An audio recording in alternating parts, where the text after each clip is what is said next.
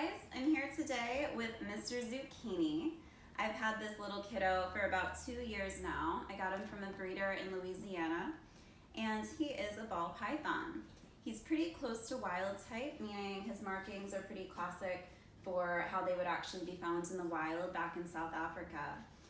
If you do go to a breeder or pet store, you'll find all sorts of different color variations of these guys. They come in beautiful, beautiful markings.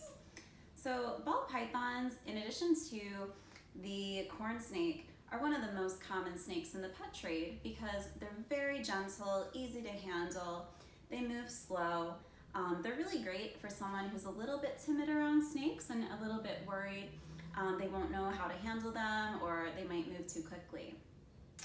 Ball pythons, the males will reach anywhere from about 3 feet long to 5 feet long, and the females are between about 5 to 7 generally.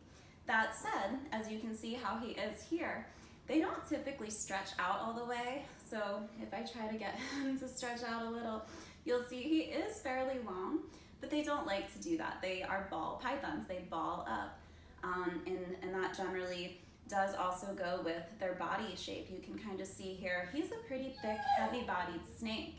So you do have to support him. For 1 foot of snake, you should always have a hand. That's a general rule. So if you have a really long snake, ideally 2 people would be lifting him unless he's balled up to protect him so that he can be supported.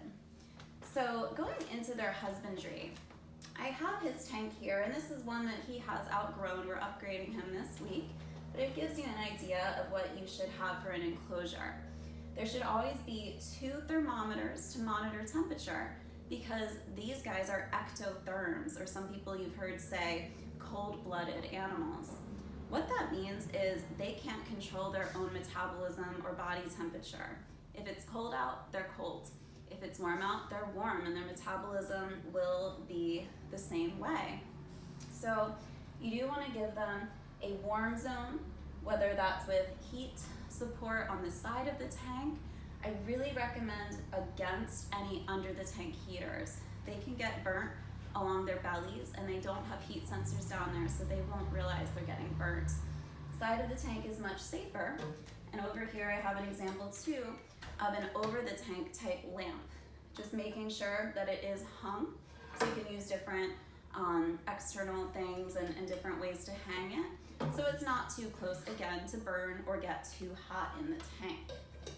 The other important things include a water source. They do drink, they need a water area sometimes. They may want to even go into the water. And they definitely need an area to hide that should be high humidity so that they shed appropriately. Snakes shed 1 long piece of skin off of their bodies. And so they'll hide in this area. And again, ball pythons ball up. It can be a fairly small enclosure for the hide box. Top of the tank should be something with holes. So screen covers are really nice. It's gonna help make sure there's adequate airflow. And similarly, the bottom of the tank, avoiding substrates that are going to lead to bad air environments. Unfortunately, snakes can definitely get some lung issues if they're sitting in their own excrement or poop and urine. And it's much easier to clean these bottoms. You can also use fake grass or different substrates, but here is just a nice towel so that I can clean it out quickly and make sure he's decontaminated. Other important things for the top of your tank, you want to use something that clamps. This type, for example, has a little stick basically that holds it in place. So you put it on both sides with the top on to clamp it down, because snakes will try to push out and explore their environment.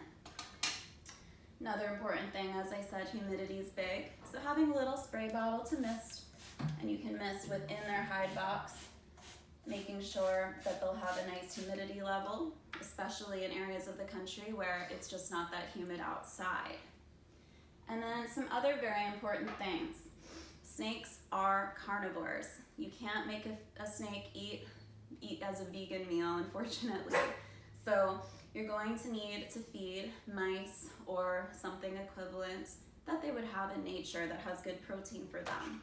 You can use frozen and thaw it, but whatever you use, be very careful when you're feeding. Most snakes, if you put a dead animal in there, they're not gonna go for it because in the wild they would think, hey, it might be diseased or it might not be the best meal. So I use these tongs to gently, dangle it basically in front of him so that he'll go for it, and it's safe that he won't miss and accidentally bite me. Lastly, for the same reason, and certain snakes you really need these, are some gardener's gloves or even gloves. They'll sell these at different stores or online, just again to protect yourself in case your snake has bad aim or you smell like that animal. They may accidentally strike you. They don't have great vision. They mostly go by smell. So again, snakes are nothing to really be afraid of as long as they're not venomous. Ball pythons are really super duper pets.